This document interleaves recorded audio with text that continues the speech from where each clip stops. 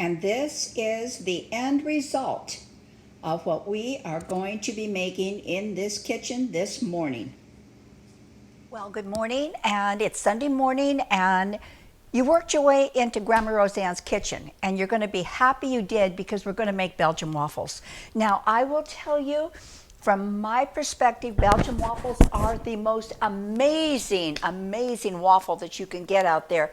And interestingly, if you didn't know this, Belgium doesn't make waffles. I was shocked when I heard that. But you know what? I think the reason they don't make it is they don't have this recipe. But now you will. So we are going to make Belgian waffles. What a great way to start the weekend. No, what a great way to start the Sunday, because we're at the end of the weekend. All right, let's get to it. All right, so on the ingredients here, I'm going to, I'll be listing them for you, and I'll tell you the portions, and we'll be making the batter as I go along.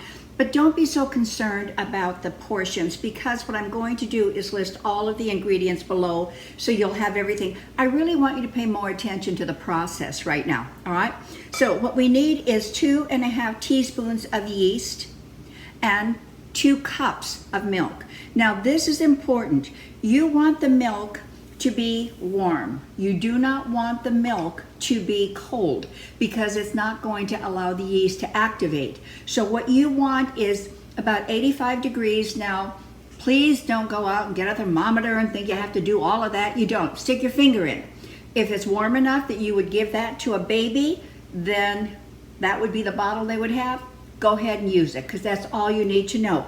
Now, we're going to just let this dissolve, and it'll start to bubble. And I'll show you what that is doing when it's starting to bubble. That means your yeast is coming alive, your yeast is activating, and your yeast is going to make you the most outrageous Belgian waffle you've ever eaten. All right, so in our dry ingredients, what we have here is 2.5 cups of flour. I have put in 1 teaspoon of salt and 1 tablespoon of sugar. Then I just took a whisk and just whisked it up to make sure I have all of it incorporated. I'm going to put this into my hand mixer, just like that. So now we're going to start adding our liquid.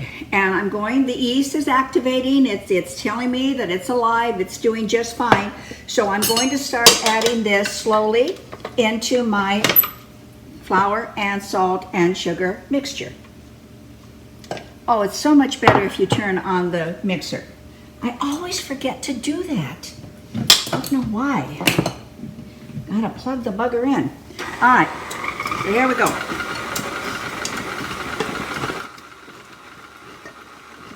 To this mixture, I'm going to add 4 eggs, one at a time. Just, I'm gonna mix a little bit between each addition. 1, 2, 3, and 4. You guys, I'm doing the best I can with video, taping this. I really am.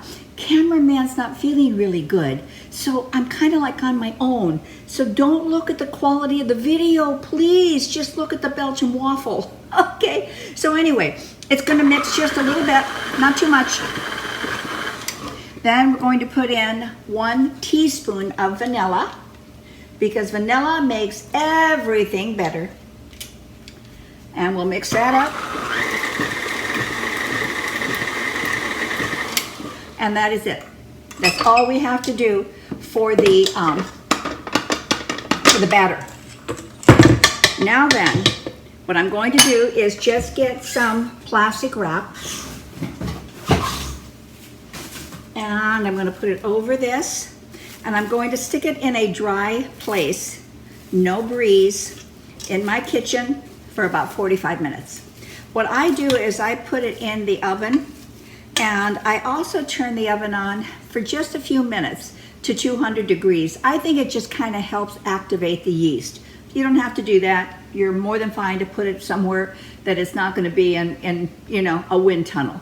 40 minutes later, it'll be ready to make the best waffles you've ever had, and I'll be back and I'll show you the next step, okay?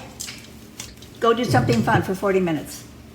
So what I would like you to take a look at here is the batter has actually doubled in size. Look at all the bubbles. You know what that's telling you? I'm alive and I am ready to become an amazing Belgian waffle. So let's start cooking. All right, now the waffle iron that you select is really kind of important as well.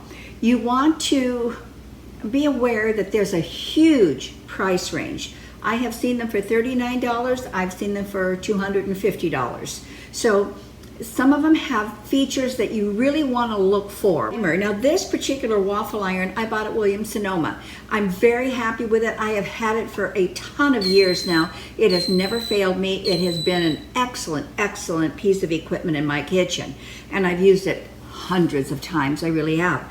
So this one has a timer on it, which is important because it lets you know when the temperature is hot enough for the level of doneness that you want on your Belgian waffle. Some people like them very light and very soft. Other people like them very crispy. So depending on where your level of complete perfect waffle is, you can design that waffle for you and then adjust it for anybody else in your family. The other thing to look for if you're looking at waffle irons and you don't have one, you're going to buy one.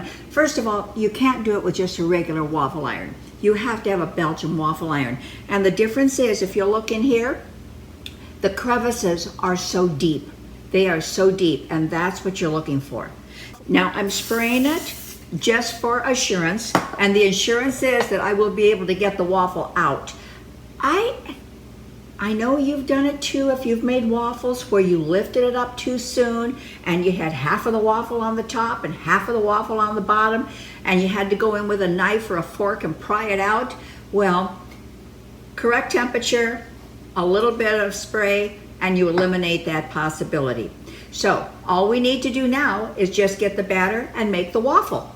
All right, now what you want to be careful of is not to overfill the waffle maker, because it'll just spill out of the sides. It doesn't make a bigger waffle, you just have a bigger mess. So what I do is just kind of start in the middle and then slowly move it out to the sides, just like that, knowing that as I put that top down, it is going to spread out some. There. And I like mine a little bit more on the light side, so that's what I'm going for on timing on this one. It'll start beeping pretty soon. It'll tell me my waffle is ready. You will also notice, if you can see this in here, the steam is coming up from that waffle maker, and that's really good. What that's telling you is it's drawing all the moisture out and it's really cooking that waffle. So pay attention. As that steam starts lessening, you're getting closer to your waffle being done. So what I like to do as this waffle is just getting cooked, I like to take that extra step. So what I have done here is I have melted the butter and I have warmed the syrup. And that just makes for a perfect waffle. All right, so here we have our Belgian waffle, complete, perfect, just nice and golden, toasty, just the way you like it. And now what we can do is just kick it up a notch by adding some melted butter, some beautiful syrup that has been warmed, and this is pure maple syrup. And of course, to complete our breakfast, there's nothing wrong with a little scrambled egg on the side.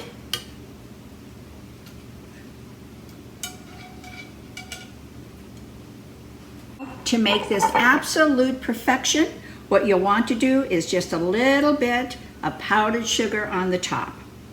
And now you have an amazing, amazing Belgian waffle breakfast. So you enjoy, cameraman and I are going to enjoy, and have a wonderful Sunday. Subscribe, give me a thumbs up, leave me a comment, tell me how it went for you, and come back and visit us for another video. Thank you. Have a wonderful day.